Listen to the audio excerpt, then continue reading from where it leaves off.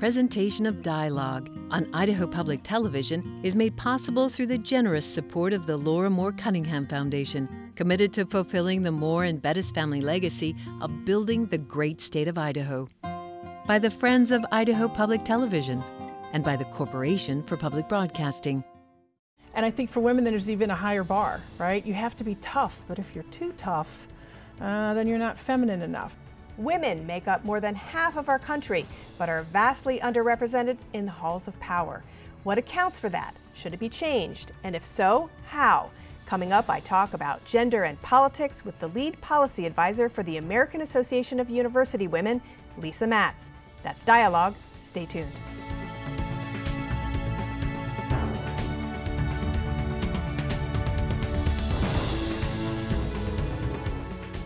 Hello and welcome to Dialogue. I'm Marcia Franklin. When I was born, there were 20 women serving in the U.S. Congress. Today, there are 5 times that many, but they still represent only 20% of that powerful institution. We don't know yet if we'll have our first female president, but we do know that more than 60 other countries have reached that milestone before us. Women are similarly underrepresented in leadership positions of American companies and in influential arenas such as filmmaking. And in almost every job they're in, women are paid only 80% or less of what men are paid for similar positions. What accounts for those disparities? Should they be changed? And how might that happen? Today, I'll be talking about those issues with Lisa Maatz, the lead policy advisor for the American Association of University Women, also known as the AAUW. Formed in 1881, the AAUW is a nonpartisan advocacy group that promotes equity for women and girls in such arenas as pay, education, and health care. It has 170,000 members in 1,000 chapters around the country, including chapters in Idaho. Ms. Maatz was in Boise to address the Women in Leadership Conference at Boise State University's Andrus Center for Public Policy, and she joins me now. Welcome. Thank you so much for having me. I'm glad to be here. This is not your first visit to Boise. As I understand, the AAUW chapter is growing here. Yeah, the Boise chapter is growing by leaps and bounds, and we have branches all the way up to Coeur d'Alene. A little bit about AAUW. As I mentioned, it was formed in 1881 by a group of pretty intrepid women who themselves had university degrees and wanted to see more women have that opportunity. Is that correct? That's right. I like to call them the original uppity women. These were the women who were getting these college degrees and had the nerve to actually want to do something with it, or maybe go to graduate school or get a job. But they saw that there was obviously huge obstacles for women and decided to do the research and do the advocacy that was necessary to open those doors. Now, on your website, and as I mentioned in my introduction, you call yourself a nonpartisan organization. Many of the issues, though, that concern you are issues that are more commonly associated with, say, the liberal wing of politics, whether that be reproductive rights, pay equity, transgender rights. Yeah. Explain why you feel that you are nonpartisan as opposed to, say, more of a liberal group. Well, you know, gender equity is nonpartisan, and the reality is, as you said, AAUW has been around since 1881. Our positions haven't changed, the parties have changed. The reality is a lot of the great legislation that we've seen in the past that have helped to advance women's roles have come from our Republican friends as well as our Democratic friends. It was a Republican president that signed Title IX. It was a bipartisan effort that created the Equal Pay Act of 1963. So the reality is we've stuck to our principles and we work very well with both parties to do what we can to try and make sure that they understand not only where our constituents fit and feel about these issues, but also what they can do to help address these issues. I mean, really, women's issues are family issues. Family issues are economic issues. This is everybody's concern. Some of the other issues, though, as I mentioned, include reproductive rights issues, pro-choice, gay rights issues. Those might fall more typically in the liberal side of things. I think that AAUW has been very steadfast about civil rights. And I think AAUW has been very steadfast about women having autonomy over their own bodies. We had a position in favor of access to birth control in 1935. So we've taken on the tough issues, had the conversation amongst our membership, and moved forward from there. But what we really want to do is make sure that we have a whole realm of policies that are helpful to ensure that women have equal opportunity. We don't want favoritism, but we want, you know, it's not that hand out, it's the hand up. Let's talk about the issue of women in higher office. We could do, you know, give figure after figure after figure on this. The point is, women are more than half the population. They are not represented similarly in the halls of power, beginning with our own Congress. There's so many reasons why that might be occurring. Yeah. Give me some of your thoughts on what the largest reasons are. I still think there's a lot of bias about women as leaders and our ability to not only lead a corporation, but lead a country, quite frankly. And bias from women towards women as well. I think so, yeah. I mean, AAUW has done some study into unconscious bias and implicit bias and how it can form or take the shape of discrimination of various forms. And one of the things that we've seen is that both women and men have this bias. Because we're not used to seeing women in leadership roles. That's becoming more commonplace, but as you said in the beginning, part of the issue here, we have not even yet had a woman president. We only have 20% of Congress. We only have 6 women governors. You know, there is that old adage, you have to see it to be it. And so role models and breaking glass ceilings so that little girls can see themselves in those shoes or those high heels, whatever they may be, is something that is still really important these days. It's really interesting to me, though, so many other countries, whether it's you know, developed countries like Germany and Britain have had female leaders, and Israel, or even countries that are still modernizing in Africa or South America have had female leaders. Countries where maybe there weren't role models to speak of for those women either, but they got elected. You know, it's interesting that you say that, because one of the things that I've always noticed about a lot of the countries that have had female leaders, a good portion of them, not all of them, but they have family-friendly workplace policies. They have parental leave, they have paid sick days, they have policies that help both men and women deal with the demands and balance work and family. I don't think it's unusual, or it should be a surprise, that Germany has had Angela Merkel for so long. But Margaret Thatcher probably was elected, or put in office at a time when those policies didn't exist. Not necessarily. They had nationalized health care. They had access to preschool long before we did. Unfortunately, the United States is very much behind the times when it comes to these kinds of work-life policies. And the fact that we don't have a whole lot of women in public office is part of the reason for that.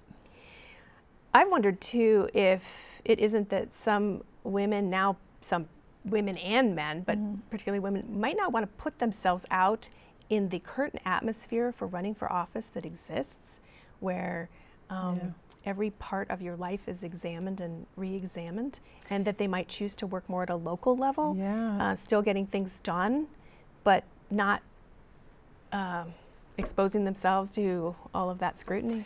Yeah, what we put a lot of our elected officials through these days is tough and can scare people off, quite frankly, both men and women. And I think for women there's even a higher bar, right? You have to be tough, but if you're too tough, then you're not feminine enough. I mean, it's that old adage, right, that Ginger Rogers had to do everything that Fred Astaire did, but backwards in high heels. For women, the reality is, if they're running for office, they have a lot higher bar, as well as a much narrower path that they have to walk. Well, let's talk about one prominent woman who has run for office, and that's Hillary Clinton. There is incredible anathema against her. And it's not just from men, it's from women as well. I read comments on websites and such, and have interviewed people. Do you think it's mostly because she's a woman, or do you think that it's because she's a woman that holds certain positions that people disagree with, or carries certain baggage that people are responding to? How much of it is about the fact that she's a woman? I think some of it's about the fact that she's a woman. I think some of it has to do with certain characteristics that she has that, quite frankly, in male politicians, they don't always criticize quite so much.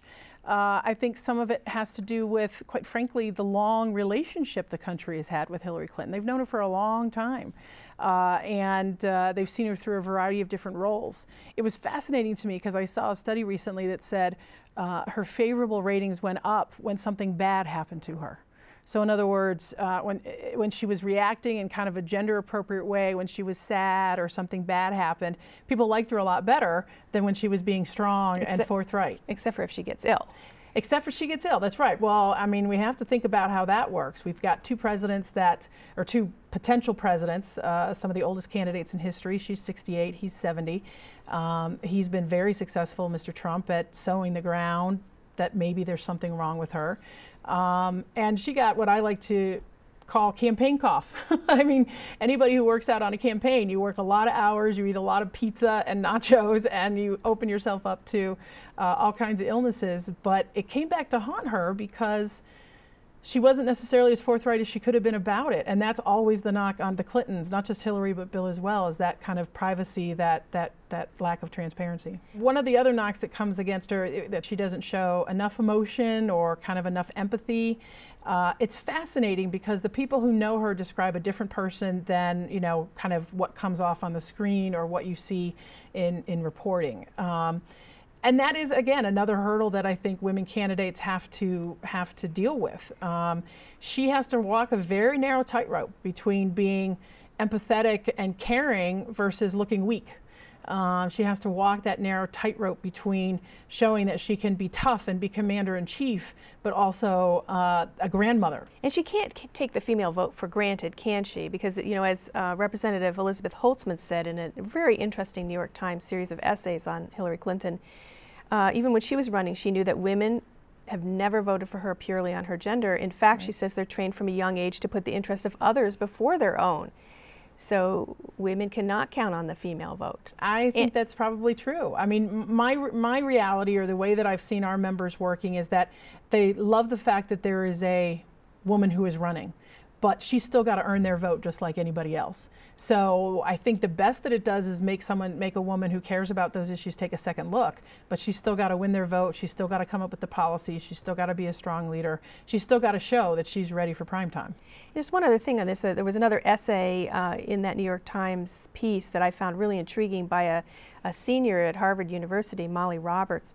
She says, she might be a woman, but she's also white, well-off, and straight. The focus on hardship in our country has shifted from sex to privilege as the country has moved forward on gender equality. So there's a sense from young women that we have arrived, or we're arriving on gender equality issues, and they're shifting their concentration as it regards candidates to other issues besides gender. I don't know that they're shifting away from gender so much as they want the conversation to be more inclusive. I think what we're talking about here is what they call intersectionality. You know, all the things you just listed for Hillary Clinton, that she is white, that she is straight, that she is well off, although she came from a working class family. All of those are part of her identity. And the reality is, as we create policy, as we interact with folks on a daily basis, we have to remember that everything is different based on these various identities that we all have. Some of them are visible and some of them aren't. And I think young people, millennial generation in particular, want to say, well, we want to make sure that it's good for women of color. We want to make sure that it's good for gay women of color. We want to make sure that it's good for you know, disabled men. They want that inclusivity, that intersectionality, where all those different identities come to meet. And then if you do that, you can create much better policy. Why is it important, do you think, to have parity in leadership positions in whether that be Congress or Fortune 500 companies? It's very low. I think something as low as 5% of women are leading Fortune 500 companies. So we can look at all these different places. Why is it important to have parity? You always want to have different voices represented at the table. And the thing that I like to stress is that while it's the right thing to do, it's the just thing to do, all those good things, it's also, quite frankly, the profitable thing to do. We know that companies that have more diverse boards, more diverse leadership in the C-suite and in the vice presidential level are much more likely to be profitable. We know that innovation is encouraged when you've got diversity at the table. And I'm not just talking, again, like gender diversity, I'm talking about racial diversity, economic diversity. Innovation in this country is really what drives our economy, especially as we compete in a global marketplace. So we really need to make sure that we have the best voices at the table regardless of what they look like. And it makes a difference. It makes a difference in the product. It makes a difference in the outcome of the business. And we know from a public policy standpoint that it absolutely makes a difference in terms of not just the policies that are created, but how the institution runs. We see time and time again that the most successful legislators are women in the minority party, whatever the minority party might be at that time. Why? Because they tend to collaborate more. They tend to be more likely to reach across the aisle and work in a bipartisan way. So there's all kinds of reasons why women's leadership adds to the mix. And that's not to discount men, but it's to say you need both for really quite good policy and good, quite frankly, successful corporations. And I assume you need men to make these changes happen. It can't just happen with women pushing. Oh, absolutely. And you know, the reality is that a lot of corporate leaders have seen the impact that good diversity has. The thing that I think we struggle with is that while we still see instances of very overt discrimination, the Gretchen Carlson at Fox News incident and so on and so forth, and that still happens, Lilly Ledbetter and equal pay. A lot of the things that women struggle with on a day-to-day basis is that implicit bias, that kind of unconscious stereotype about what are good roles for women, what kinds of jobs women should have, whether or not she wants that promotion, is she willing to travel, all those things that are just kind of part of who we are in terms of the assumptions that we make. That's the struggle, and that's where I would challenge, you know, all the men of goodwill who care about these issues, is to challenge their own biases and assumptions and how it impacts them in making decisions. And by the way, women have these biases and assumptions too. So it's really a challenge for all of us. And it's actually more difficult in many ways than that overt discrimination. Even those of us who call ourselves feminists still have bias against women leaders, because it's in the stew that we've been raised in. And so what do you do about it? Part of it is challenging it. Part of it is making yourself aware of it, so that when it happens, you actually can do something about it, to try and think along a different pathway, to think outside the box. Well, when women are at the table, when they are hired, or whether they're behind a counter, statistics show time and time again that they are paid less, and that includes for similar positions. Yeah. And your studies have shown that even just a year out of college, that's happening. That's right. I mean, a year out of college, when they're as equal as they're ever going to be, probably not married, probably don't have kids, same degree, same occupation, same major, already a gap. And that's coming from? That's coming from, we believe, to be gender bias and gender discrimination. I mean, we controlled for everything but the kitchen sink, quite frankly. So looking at how many hours were worked and region and the major. So we're really comparing as much as we can apples to apples. And we still see a gap. And that's where we see the bias. The economists say that unexplained gap is most likely the gender discrimination that too many women know so well. And by the way, Idaho is somewhere around 45th in the nation in this, with the women being paid around 73% of what a man is being paid. Now we don't have time to go into all of the different pieces of legislation that you support, but certainly one of them is called the Paycheck Fairness Act. Yeah. The organization, along with a coalition of other women's groups, has worked on this for several sessions of Congress. That's right. And one of the things it does, it would allow women to find out what salaries are being paid in their organization, but it does a number of other things. Now, some moderate Republican women who have traditionally worked with you on issues voted against that, saying, look, we already have enough laws on the books. We have the Equal Pay Act, we have Title VII of the Civil Rights Act. We have enough already. Let's just enforce the laws we have. We don't need more laws. This hurts business. Yeah, and you know, you don't want to necessarily hurt business, obviously, when you're coming up with policy decisions. It's not the goal. But you also want to hold business accountable. The reality is the Paycheck Fairness Act is an update of a 1963 law that hasn't been touched since it was signed by President Kennedy. It needs to reflect the modern workforce. It needs to have the tools that other civil rights laws have, like the Civil Rights Act of 1964, just a year later, had so many different tools and ways of not only holding businesses accountable, but supporting women as well in terms of their fight for equal pay. So what we see is a need for an update, for a refresher. It's past time. I think that the issue of equal pay is gaining momentum on the Republican side of the aisle again. Certainly the women that we talk to don't believe there's not a gender gap. They know there's a gender gap. What they might disagree with is how we're going about trying to change it. But the reality is, too, is that unfortunately the gender gap, the gender pay gap, has also become a little bit of a victim of politics, right? I mean, I think that as much as our Republican friends don't want to see women be paid unfairly, I think sometimes our Democratic friends have used the bill to kind of bludgeon them to do a test vote. Even if they know it was going to lose, they bring it up so they can say, oh, Senator Risch, you voted against this. It might not be that he doesn't believe in equal pay, it could just be that he doesn't necessarily like that bill. But when you constantly bring it up in a partisan way, instead of trying to work together to pass a bill, you end up with a situation where even stalwarts like Susan Collins, who truly care about this issue, don't feel like, even though the policy's good, don't feel like the politics lends themselves to being able to support it. And also what's talked about is that there are other reasons in people's views that women are paid less. They choose different majors in college, so they might go into helping professions that are paid less, like teachers. They tend to work fewer hours. They often take off time to have children, then come back into the workplace.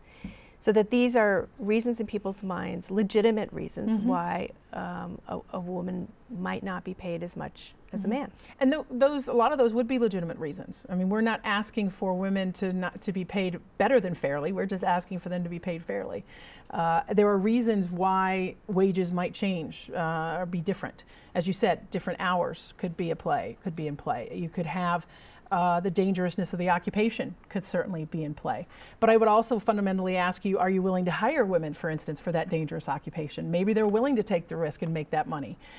So the reality is we have reasons why there could be differentials in pay, but we also have biases that get in the way of how we set those wages. It's one of the reasons why some states across the country are starting to pass prohibitions against using salary history.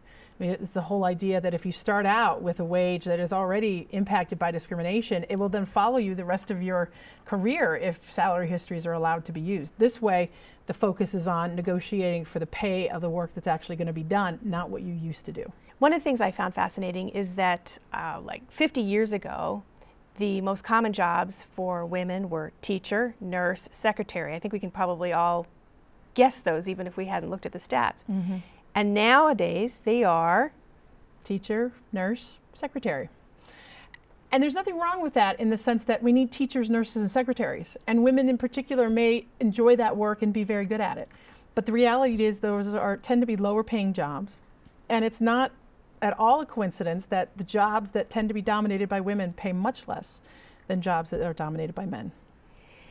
Another thing I found interesting is your level of education does not necessarily correlate with your ultimate salary when you're a woman. That's absolutely true. I mean, for women, the education bonus is very real. The more educated you get, the more you will make, but that doesn't mean you're going to make equally, and it doesn't mean the job that you go into is going to be one that's valued. I always look at this comparable work study in Long Island, where they found that the first-year groundskeepers were making more than the first-year teachers. Obviously both important work that needed to be done, but one clearly needed a college degree, one was clearly done by women, one was clearly done by men, and of course the groundskeepers made a lot more. So that kind of being able to do that kind of objective comparison helps to reveal some of that unconscious bias that's still lingering. And I know on your website there's information about seminars that women can take to learn how to advocate for themselves in this arena, that salary negotiations and such, as well as information on camps that you have or seminars you have for college women who might want to run for office. That's right, that's right. You know, the salary negotiation tool is interesting because we know you can't negotiate your way around discrimination, but we also know that women are much less likely to ask for more money or ask for a higher salary. There are reasons for that. Some of them are cultural. Some of them are definitely because we have interesting names for assertive women in our communities, and so it's not you can't just say to women, well, negotiate and you'll deal with equal pay. It's not that simple because of that. That's part of why we have the classes, because women need a little extra information and some skill building to make it happen, and they also need to trust their gut because sometimes negotiating backfires. So you have to. It's not the same level playing field as it is for men. I thought it was interesting reading your information that states with stronger laws against pay discrimination do not necessarily rank at the top of what women are paid. So again, this comes back a lot of times to individuals within a workplace, hiring managers, bosses. Right.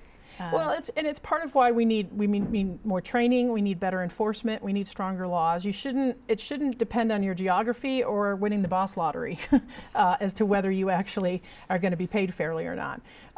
It should be something that automatically happens. And so much of the system is filled with human decision making, and we're fallible, and we have biases, and we have stereotypes that sometimes we don't even realize impact how we make these hiring decisions as well as firing decisions, as well as pay decisions. I love the example, for instance, of the orchestra that was having a hard time with diversity, was not hiring women. So they decided actually to have these tryouts behind a screen. So all they heard was the music. They didn't see the player, and that helped. But then they found out that there was the additional issue that they could hear the heels of the woman, and they still could make an assumption. So then they put carpeting down so that it truly was a blind audition, and then all of a sudden the ranks of women in the orchestra grew exponentially. So the reality is we all have these biases. It's nothing to be ashamed of. We know they're there. What the issue is what are you going to do about it? You've been working on these issues for quite a long time. How are you feeling about it? I mean, we haven't even talked about harassment issues or Title IX. There's so many issues that are related to gender and politics in our country and the world. Yeah. Are you feeling optimistic that things are changing in the way that you would like to see them changed? Or do you sense that there's still a tremendous amount of work to be done? You know, it's really a little bit of a mixed bag. There are days when I feel like we've made great progress, but that I feel like we've really had some groundbreaking action. You know, passing that salary history prohibition in Massachusetts is going to be groundbreaking. I think it's going to change the gender gap in Massachusetts. And there are other days when I see the misogyny and the sexism online. I hear it, unfortunately, coming out of the mouths of candidates, and that's discouraging as well. But the thing that I try to remember is that it's reflective of the population. We're not all in the same place on these issues. And there's sometimes good reason for that. We need to respect each other's opinion. But we can't ever get away from the civility, the civil rights aspect of it. You know, that's part of how our nation was founded, that we were all created equal. And I think that that is a goal that we're still striving for. Well, thank you. Thanks for taking time to talk with me. Fascinating topics, and I look forward to learning more on the issue, and I know our viewers do as well. Thank you so much. I really appreciated being here. Thanks. You've been listening to Lisa Maatz. She is the lead policy advisor for the American Association of University Women, also known as AAUW. For more information, go to our website. Just go to idahoptv.org and click on Dialogue. For Dialogue, I'm Marcia Franklin. Thanks for tuning in.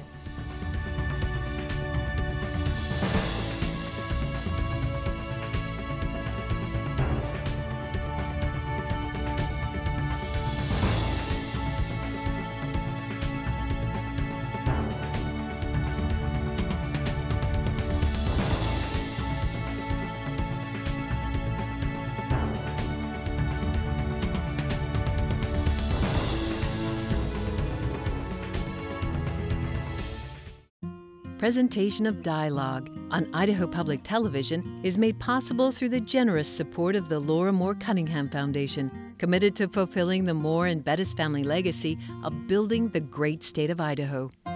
By the Friends of Idaho Public Television and by the Corporation for Public Broadcasting. Check out our website, become a friend on Facebook, or follow us on Twitter.